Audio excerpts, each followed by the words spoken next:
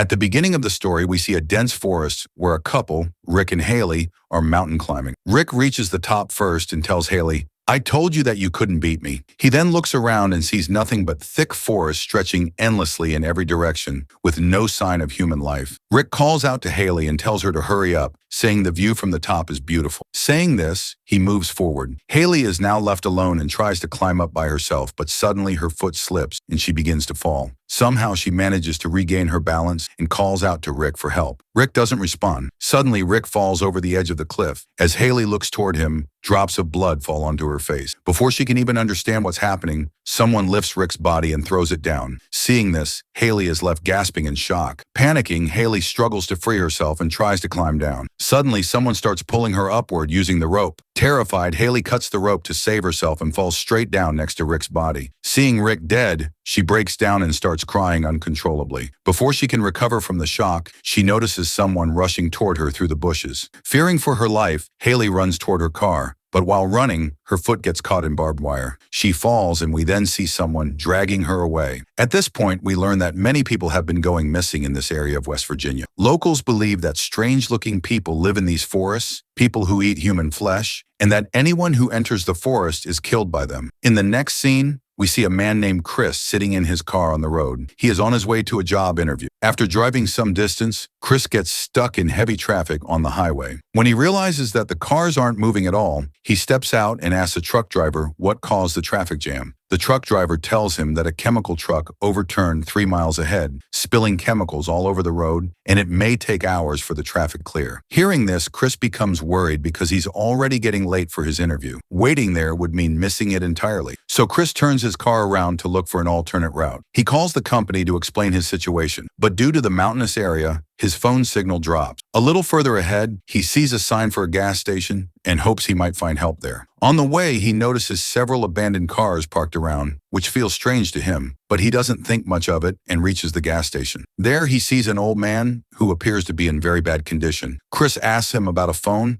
and the old man points toward it. Chris tries to call from the phone, but it turns out to be broken. Feeling even more frustrated, Chris notices a map on the wall. On it, he sees a dirt road that leads to the city and eventually reconnects with the highway. Chris decides to take that road. After driving for some time, he reaches a fork with 2 paths. Unsure which one to choose, he thinks for a moment and then selects the road that passes through the forest, assuming it's a shortcut. What he doesn't realize is that this decision will become the biggest mistake of his life. As he drives ahead, he sees a dead deer on the road. While looking at it, he loses focus and crashes into another car. Luckily, Chris isn't badly injured. The other car belongs to a group of students who had come to explore the forest. Chris immediately apologizes and offers to pay for the damages. He asks why their car was parked in the middle of the road. A girl named Jessie explains that someone had placed barbed wire on the road, which punctured their tire, and it clearly wasn't an accident. Because of the crash, Chris's car is also damaged, so none of them can leave. Jessie suggests going back to the gas station to use the phone, but Chris tells them the phone there is broken. They decide to move forward instead, hoping to find help ahead. Before leaving, they leave Evan and Francine behind with the cars to watch their belongings. As the group moves forward, they come across a dead weasel on the ground that appears to have been brutally crushed. They ignore it and continue walking. A little further, they see burning tires on the roadside. At this point, Chris realizes something is very wrong and urges everyone to keep moving. Meanwhile, Evan and Francine wait by the car. After a while, Evan hears strange noises coming from the forest. He tells Francine to stay in the car while he goes to check it out. Evan walks into the forest, and Francine waits for him, but he doesn't return. Worried, Francine goes into the forest to look for him. She finds Evan's shoe on the ground, which confuses her. Walking further, she sees a severed human ear lying on the ground. Recognizing the earrings, she realizes it's Evan's ear. Terrified, she understands the danger of this place. Before she can escape, a man grabs her from behind and kills her. Back on the road, the others reach the end of the path. There's no way forward. They head into the forest instead. Soon they spot a house. Relieved, they believe they might finally get help. As they approach the house, they notice many cars parked around it, which feels unsettling. Chris knocks on the door, but there's no response. They enter the house themselves. Inside, the house is in terrible condition, as if it hasn't been cleaned for months. The dining table is filthy. While searching for a phone or radio, they find a large collection of car keys. When Chris opens the refrigerator, he is horrified to see human body parts preserved in jars. Meanwhile, Jessie finds a dead human body lying in the bathtub. When they open a bucket,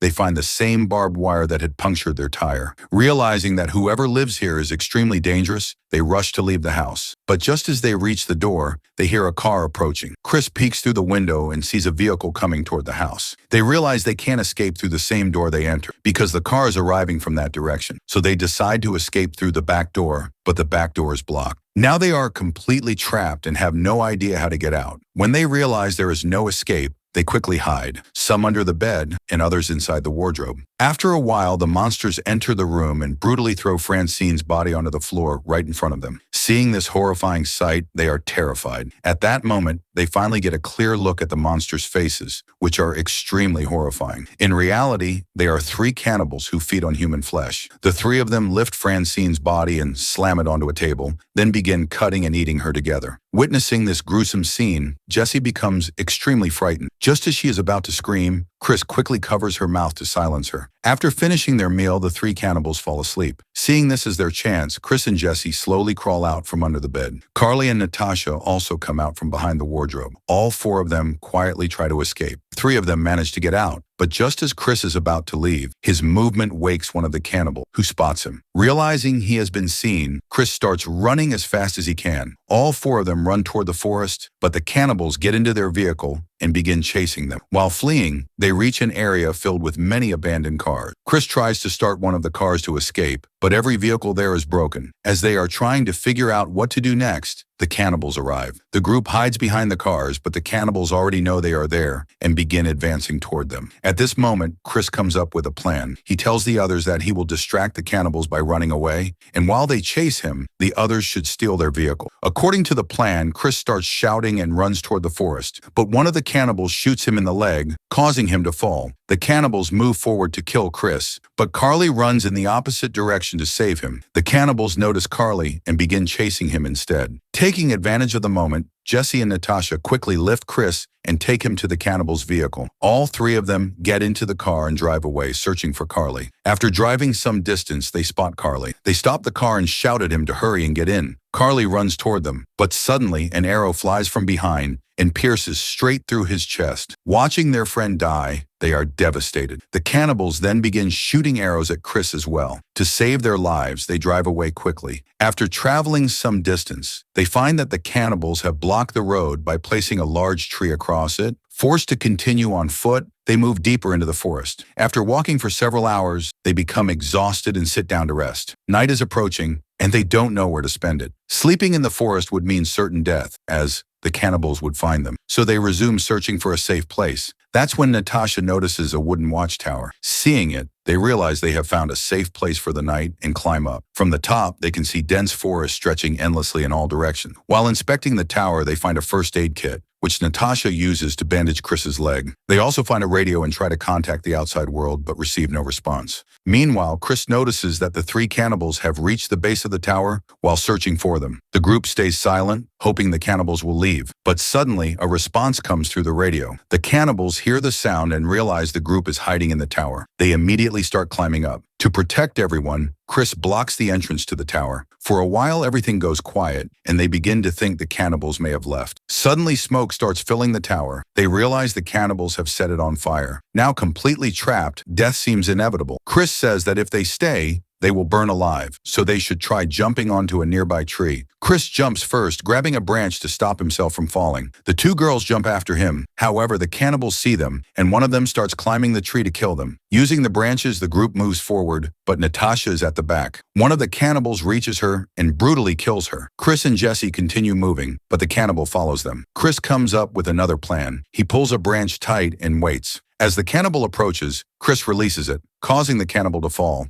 Seeing their injured companion, the 2 remaining cannibals become furious. Meanwhile, Chris and Jessie quietly move along the branches and reach a waterfall, where they spend the night. In the morning, they continue walking and eventually see a road. Overjoyed, they believe they are finally safe, but their happiness is short-lived. A cannibal attacks Chris from behind, sending him tumbling down a slope, and kidnaps Jessie. At that moment, Chris sees a police car on the road. He runs toward it. The police officer had heard their distress call on the radio the previous night and had come to help. Before Chris can explain anything, an arrow strikes the officer in the eye, killing him instantly. Terrified, Chris gets into the police car to escape, but the keys are with the officer. Chris cannot retrieve them because the cannibal is too close. Chris hides in the bushes as the cannibal loads the dead officer's body into the car and drives away. Chris grabs onto the underside of the vehicle, and the cannibal unknowingly drives him back to their house. Jessie is already tied up there, and the cannibals are preparing to cook her alive. The second cannibal arrives and takes the police officer's body inside, where they cut it into pieces. One cannibal approaches Jessie with a knife, but Chris sets the door on fire. When the cannibal turns toward the door, Chris crashes the car into the house at full speed, crushing him. Chris attacks the second cannibal, severely injuring him, and rushes to free Jessie. Suddenly, the third cannibal attacks Chris and throws him down, attempting to kill him with an axe. Just as the cannibal is about to strike, Jessie gathers her courage and shoots an arrow into the back of his head, killing him. As they try to escape, the second cannibal attacks again. This time, Jessie fights alongside Chris. The cannibal weakens, and Jessie strikes him in the chest with an axe, killing him. As they are leaving, the wounded cannibal grabs Jessie's leg, but she frees herself. The cannibal with the arrow in his head begins to rise again. These monsters refuse to die. Chris has only one bullet left. Thinking wisely, he shoots the gas tank of the police car parked behind the house. The entire house explodes, and all the cannibals burn to death. Finally safe, Chris and Jessie escape in the cannibal's vehicle